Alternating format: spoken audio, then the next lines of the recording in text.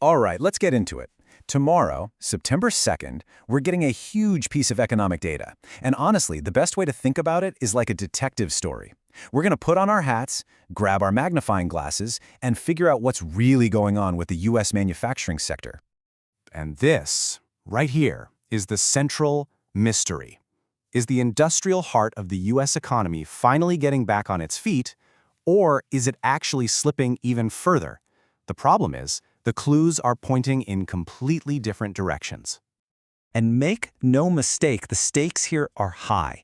On a scale of 1 to 10 for economic significance, this is a solid 8. Seriously, the answer to our mystery is going to influence everything from what the Federal Reserve does with interest rates to the strength of the U.S. dollar. So yeah, it's a big deal.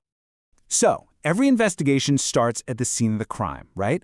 Well, our scene is the U.S. economy, and it's sending out some seriously mixed signals. While the economy as a whole seems to be chugging along, the manufacturing sector specifically is showing some real signs of distress. To crack this case, we have to look at the evidence. And right now, the testimony we're getting from the data, well, it's all over the place. Let's start by interviewing our two key witnesses, the major economic surveys. The main piece of evidence in a case like this is something called the Purchasing Managers Index, or PMI for short. The easiest way to think about it is as a health survey for businesses. It's basically a pulse check on the manufacturing sector. If the score is above 50, things are growing. They're in expansion. Below 50 means they are shrinking or contracting. Simple enough, right?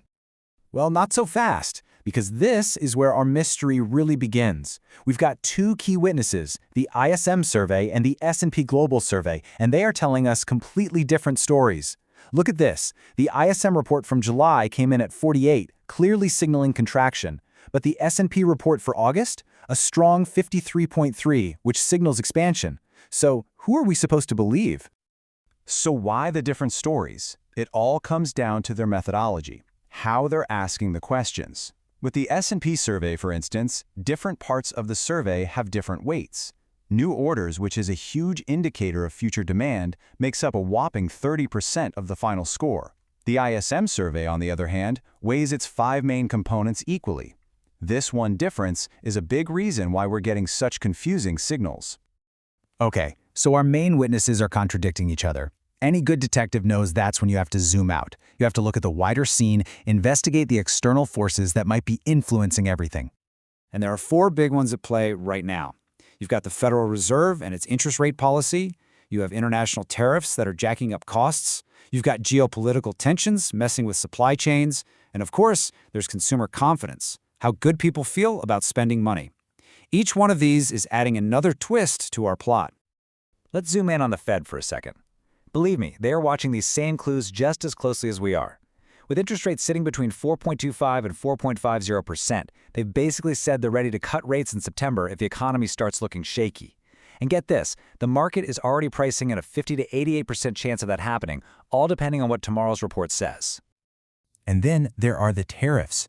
This isn't just some abstract political debate. This translates into real money for manufacturers. We're talking about pretty hefty tariffs on goods from major trading partners like Brazil, China, Canada, and Mexico. All of that puts a real squeeze on profits and just complicates the whole picture. Okay, we've interviewed the witnesses, we've analyzed the clues, we've assessed the external pressures. Now it's time to do what every detective does: lay out the most likely scenarios for how this whole thing could play out. Let's start with the most likely suspect, with a 45% probability. The data comes in weaker than expected. The thinking here is pretty simple. We've had these persistent signals of contraction, like from the ISM survey. Plus, you've got those higher costs from tariffs. It all points to a disappointing number being the most probable outcome. And if that happens, well, the economic implication is pretty stark. It confirms the industrial sector is in a tough spot. And for policymakers, it basically gives the Federal Reserve a green light to cut interest rates to try and help out. A weak number would send ripples across the markets.